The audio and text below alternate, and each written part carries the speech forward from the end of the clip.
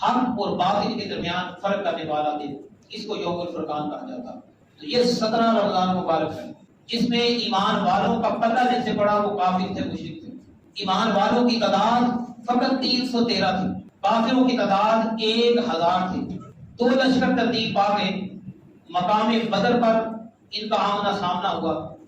مکے اور مدینے کے درمیان ایک قصبہ ہے، بعض نیچے بھی لکھا ہے بدر کا ایک کنواں تھا، اس کنویں کے قریب یہ جنگ ہوئی، اس لیے اس کو جنگ بدر کہا جاتا ہے۔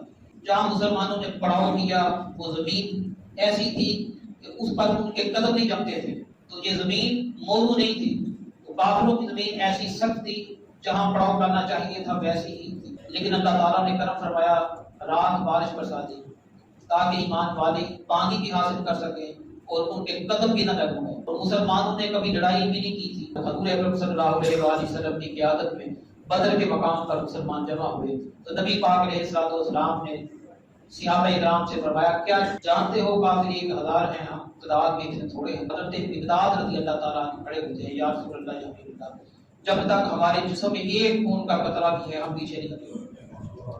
ایک صحابی رسول کھڑے ہوئے، یا رسول اللہ، نہ آپ موسیٰ علیہ السلام ہیں نہ ہم موسیٰ علیہ السلام کی قوم ہیں۔ جب موسیٰ علیہ السلام نے کہا تھا رب تعالیٰ فرماتا ہے جہاد کرو، تو اس قوم نے کہا تھا موسیٰ تو لڑ، تیرا رب لڑے، ہم نہیں لڑیں گے۔ تو نہ تو آپ موسیٰ علیہ السلام ہیں نہ ہم موسیٰ علیہ السلام کی قوم ہیں، آپ کا اشارہ ہوگا ہم سمندروں میں کودنے کے لیے تیار ہو جائیں۔ تو جب صحابہ کرام کا جذبہ دیکھا حضور اکرم صلی اللہ علیہ وآلہ وسلم نے، پھر حضور اکرم صلی اللہ علیہ وآلہ وسلم نے بدر کے مقام پر ایک لمبا سجدہ فرمایا۔ کافی وقت گزرنے کے بعد ابو بکر صدیق رضی اللہ تعالیٰ عنہ نے دیکھا کہ حضور اکرم صلی اللہ علیہ وآلہ وسلم بہت طویل سجدہ کر چکے ہیں، اٹھ نہیں رہے۔ تو حضور اکرم صلی اللہ علیہ وآلہ وسلم کے الفاظ کیا تھے، وہ الفاظ ذہنوں میں دوہرائے، تمام تفاصیل کو اٹھا کر دیکھے۔ الفاظ جو حضور اکرم صلی اللہ علیہ وآلہ وسلم کے تھے وہ یہ تھے، باری تعالیٰ یہ 313 مسلمان ہیں، اگر آج یہ مل گئے قیامت تک تیرا نام لینے والا کوئی نہیں ہوگا۔ اور بتلایا جا رہا ہے کہ یہ شان والے بدری صحابہ ہیں۔ اس دھرتی میں اس وقت وہی ایمان والے کامل تھے، جو مسلمان کسی وجہ سے نہیں آ سکے ان کا تذکرہ نہیں کر رہا۔ تو اس وقت بدر کے مقام پر 313 تھے، تو ان کے سپاہی سالار حضور اکرم صلی اللہ علیہ وآلہ وسلم، اور دوسری طرف کافر 1000 کی تعداد میں ہیں، وہاں رقص ہو رہا تھا، شراب ہو رہی تھی، تکبر تھا، ادھر قرآن کی تلاوت تھی، سجدوں کی ہلاوت تھی۔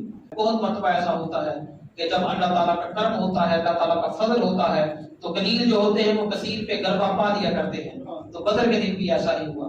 تو 17 رمضان مبارک سن 2 ہجری بدر کے دن مسلمانوں کو اللہ تعالیٰ نے عظیم الشان فتح سے مالا مال کروایا، جس کے اندر 14 مسلمان شہید ہوئے، 70 کافر مارے گئے اور 70 کافر ہی قید کر لیے گئے۔ اللہ تعالیٰ سے دعا کرتا ہوں اللہ تعالیٰ بدری صحابہ کے ساتھ ہماری نسبتوں کو مضبوط فرمائے، اور صحابہ کرام کے ساتھ ہماری محبت ایسی ہو کہ جب ہم قبروں سے اٹھیں انہی کے دامن کرم میں اللہ تعالیٰ ہمیں جگہ نصیب فرمائے۔ وما علیہ الا البلاغ۔